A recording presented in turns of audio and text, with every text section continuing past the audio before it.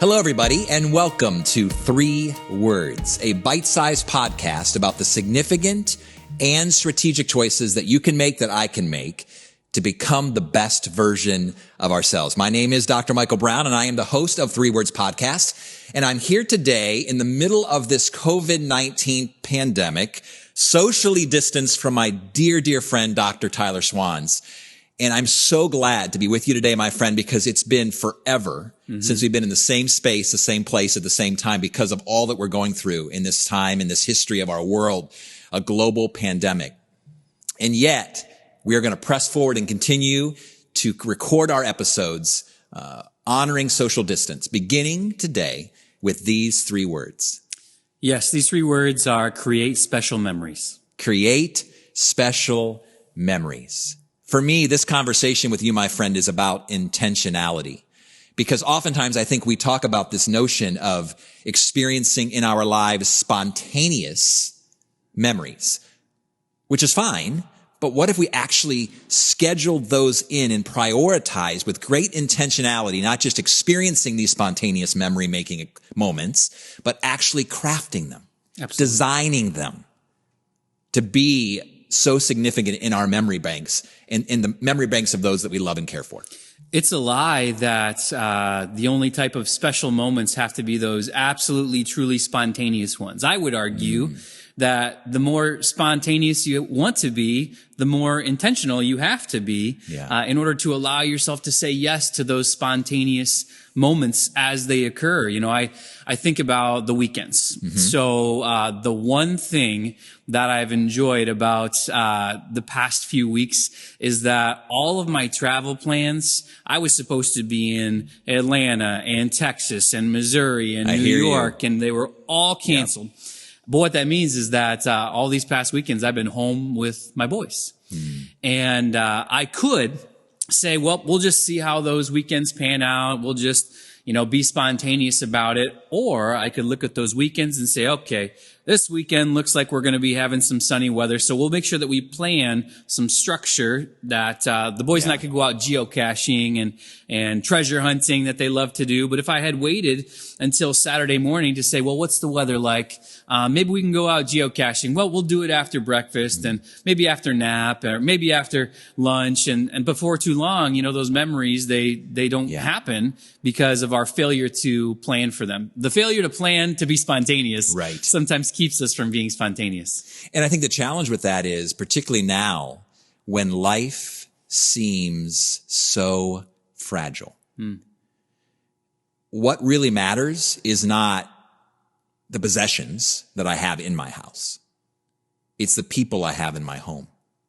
And it's the relationships that I'm cultivating with those even outside of my home. And I've been mindful, and I've been talking about this for years, but it's become so very real. It's no longer theoretical to me, because I am beginning to truly internalize the notion that at the end of our lives, all we will have is our memories.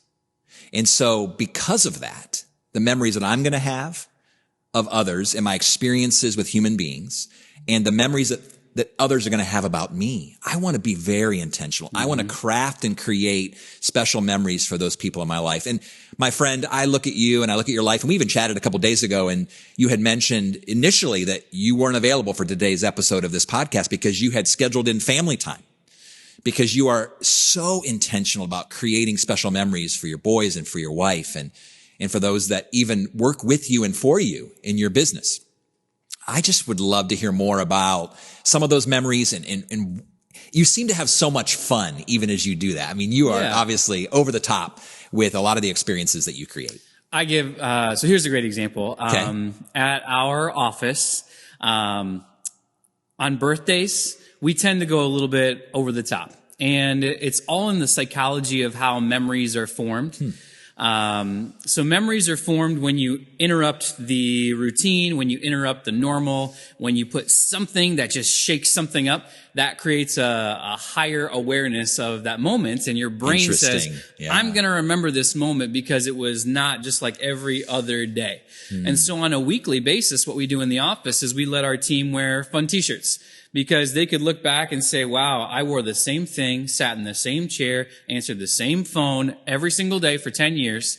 Or every single month we could shake it up and give them a new shirt to wear on Thursdays, on their casual Thursday. Or love it. For birthdays, we have like a potluck where everybody brings in food, but just not that. Whoever's birthday it is has to wear this tiara and this, orange lei, and we have these funny little signs, and we take a picture of it. And it's like, rather than just have that birthday come and go, we mark it with something that is fun, even if everyone's expecting it. We still remember it because it was something that just broke up the normal. And I think that's essential to being able to make a memorable moment. I love it. Love those examples. And I even have had so much fun tracking with you on social media and seeing those fun experiences play out. And it's really inspired me to continue to live by my convictions. Teresa and I, my wife of 28 years, and for our 9 children, we have early on had this conversation that went something like this, that we don't want to invest our money and our resources in possessions. We want to invest our money and our resources in experiences. Because at the end of the day, what's sitting on the shelf or the picture that's hanging on the wall, it's going to mean nothing.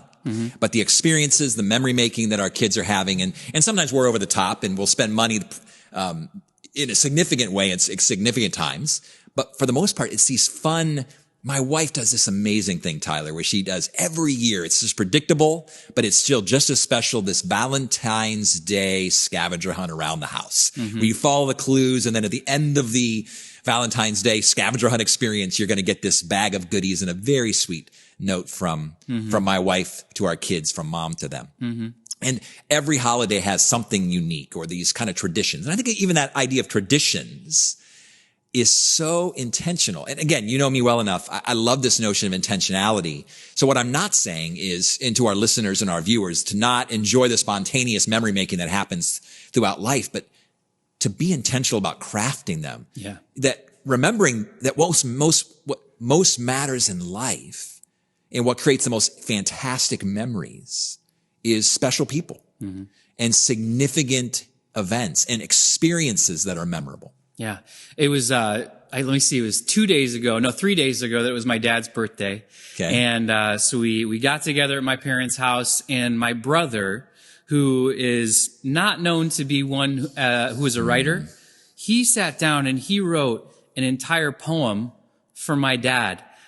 He had picked out a scripture from the Bible that he thought described Dad's chapter in life and his upcoming retirement from adjusting. We were all just in tears. That's awesome. And I think it wasn't a surprise party, but that was such a surprise moment.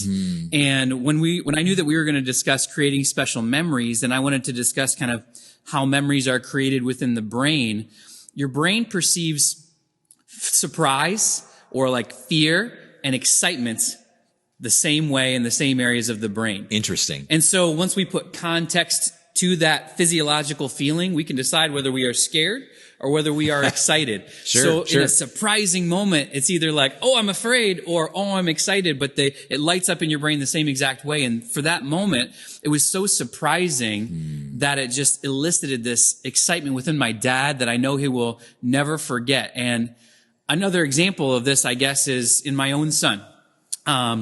Both my boys right now, but my 5-year-old, just because I have the ability to talk with him more than my 3-year-old, unless I want to talk to my 3-year-old about bowel movements. That's just about the only thing he wants to talk about these days. But my 5-year-old, we always say that he has the most incredible memory.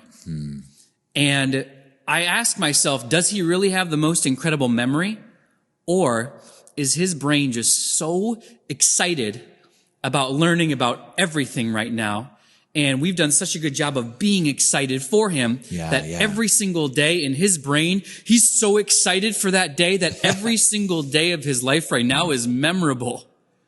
Like, what if every single day that you lived was that memorable through the eyes of a 5-year-old? And so from a parent standpoint, that's going to be a goal of mine, is to make every single day of their lives memorable and to model that excitement, that flavor of that taste for life. Love it. That they can see that and they can imitate that and they can make every single day not just memorable for themselves, but also for others. Yeah. And I think that is key, is being excited to wake up every single day, not just in spite of a pandemic, but through every single challenge that we are going through, being able to be excited to wake up that day because it was a day that we weren't promised, that we get to put our stamp on, that we get to make exciting if we choose to do so.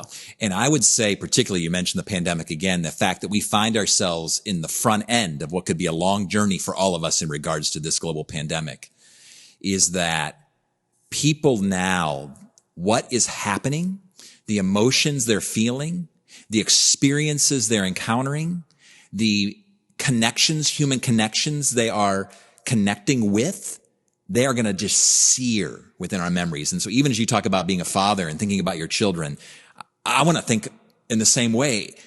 How will they remember this time? Mm-hmm. Will they remember a stressed out dad? Will they remember a parent that's terrified? Will they remember someone who is smart and selfless and safe, but not scared?